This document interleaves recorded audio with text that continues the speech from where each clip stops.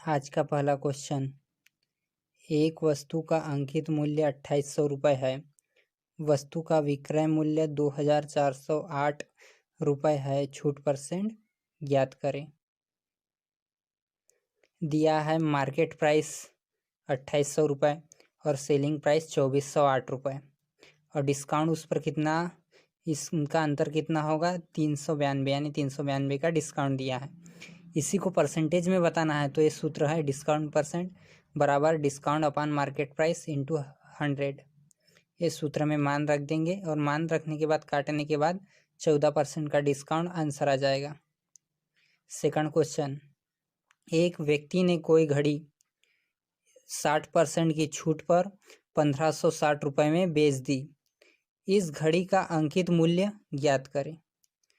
दिया है selling price 1560 रुपये और डिस्काउंट 60% का, तो 1560 पर डिस्काउंट कितने का दिया है 60% का, अर्थात वस्तु कितने पर होगी 40 पर, और इनटू जो अपना क्रय मूल्य या फिर अंकित मूल्य कितने पर होता है 100% पर। तो ये लिख देंगे और उसके बाद काटने के बाद आंसर आ जाएगा 3900 रुपये।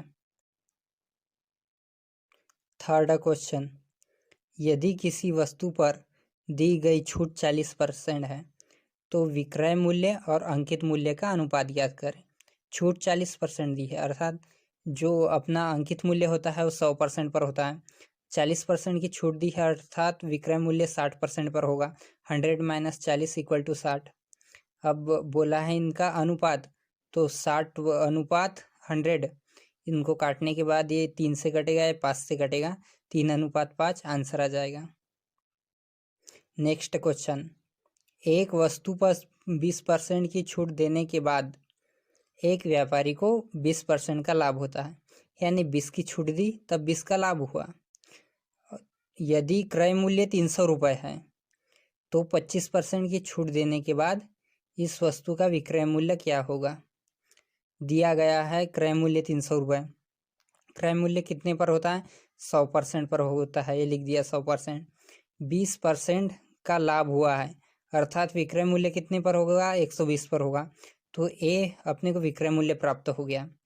अब 20% की छूट है, तो छूट के लिए ये विक्रय मूल्य अंकित मूल्य का कार्य करेगा, तो ये विक्रय अंकित मूल्य हो गया। ये अंकित मूल्य कितने पर होता है, ये विक्रय मूल्य कितने पर होता है 20% की छूट है, यानी 100 - 20 = 80 पर होगा, और अंकित मूल्य 100% पर हो गया, तो ये लिख दिया।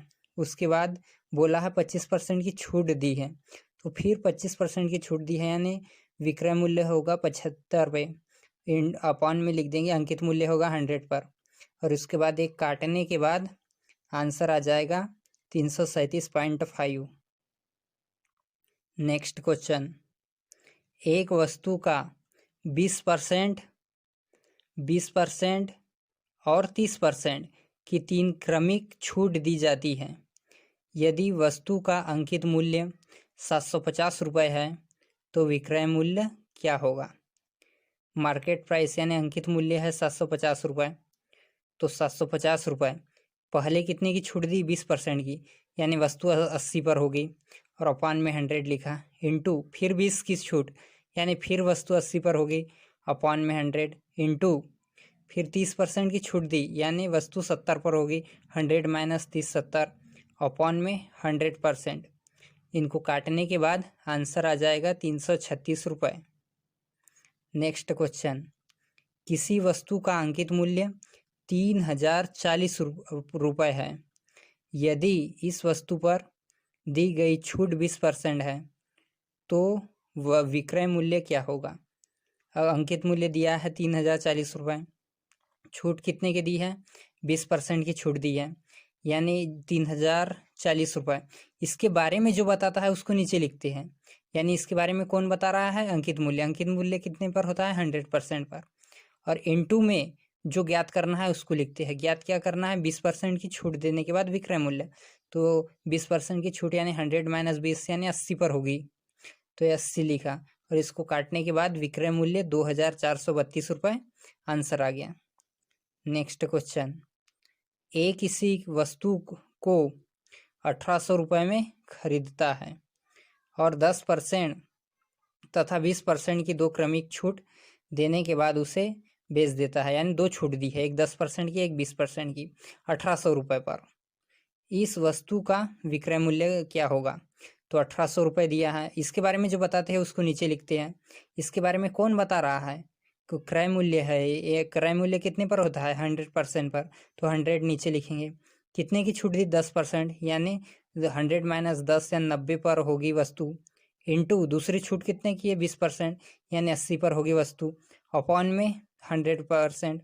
अब इनको काटने के बाद 1296 आंसर आ जाएगा।